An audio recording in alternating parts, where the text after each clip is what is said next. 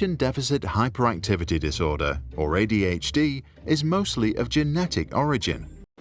Gangguan pemusatan perhatian dan hiperaktivitas atau ADHD sebagian besar disebabkan oleh faktor genetik. Symptoms are categorized as inattentive or hyperactive, but people can experience both in all sorts of forms, which means there is a spectrum of presentations. Gejalanya dikategorikan sebagai kurang perhatian atau hiperaktif, tetapi orang dapat mengalami keduanya dalam berbagai cara, yang berarti ada spektrum presentasi. Lisa, a young girl who wants to become a writer, will help us understand what it means to grow up with ADHD. Lisa, seorang gadis belia yang ingin menjadi penulis, akan membantu kita memahami rasanya tumbuh dengan ADHD. Her story shows how her atypical brain makes it harder to achieve her dreams. Kisahnya memperlihatkan bagaimana otak tidak biasa yang dimilikinya membuatnya lebih sulit untuk mencapai mimpinya. During early childhood, Lisa has a tough time paying attention. She gets distracted, starts daydreaming, and frequently forgets or loses things. Selama masa kecil, Lisa mengalami kesulitan untuk memperhatikan. Ia mudah terganggu, mulai ngelamun, dan sering lupa dan kehilangan sesuatu. Because her senses pick up too much information for her brain to process, she gets overwhelmed, and as a result, she often cries or becomes frustrated. Karena inderanya menangkap terlalu banyak informasi untuk diproses oleh otaknya, ia menjadi kewalahan dan akibatnya ia sering menangis dan menjadi frustasi. Her parents, who don't know better, scold her instead of helping her to deal with the pain. Orang tuanya yang tidak tahu apa-apa justru memarahinya daripada membantunya mengatasi penderitaannya. In primary school, Lisa can't sit still and often disrupts the class.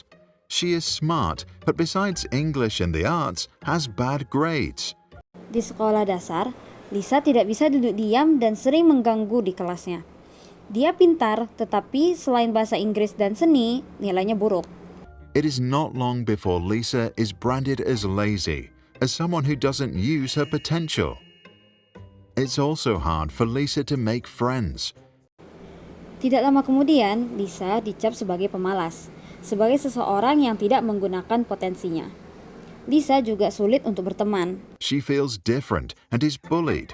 The few friends she has tell her that she is too emotional but admire her. Dia merasa berbeda dan dibully. Beberapa teman yang ia miliki mengatakan padanya bahwa ia terlalu emosional, namun mereka mengagumi semangatnya. In middle school, Lisa starts doodling to help her stay focused, but her teacher doesn't like that and scolds her because he thinks she is distracted. Di SMP, Lisa mulai mencoret-coret untuk membantunya tetap fokus. Namun, gurunya tidak menyukai hal itu dan memarahinya, karena menurut gurunya dia terganggu. And so she masks her inattention and puts all her energy into nodding and making eye contact. Maka dari itu, ia menutupi ketidakperhatiannya dan memakai energinya untuk mengangguk dan melakukan kontak mata. But by doing so, she loses her concentration entirely and ends up not listening at all. Tapi dengan melakukan hal itu, dia justru kehilangan konsentrasinya dan akhirnya tidak mendengarkan sama sekali. This is where she turns inwards and develops a passion for creative writing. Dari sinilah ia mulai menekuni dan mengembangkan minatnya terhadap penulisan kreatif. During high school, her mind starts racing with 1,000 thoughts in her head. She now wears headphones to isolate the noise and calm herself down. Selama di SMA, pikirannya mulai berpacu dengan ribuan pikiran di kepalanya. Dia sekarang memakai headphone untuk menghindari kebisingan itu dan menenangkan diri. But when she has her period, even that doesn't help anymore, and she goes through intense mood swings. Namun, ketika ia mengalami menstruasi, hal itu pun tidak membantunya lagi, dan ia mengalami perubahan suasana hati yang sangat intens. She begins binge eating and starts smoking. Dia mulai makan berlebihan dan mulai merokok.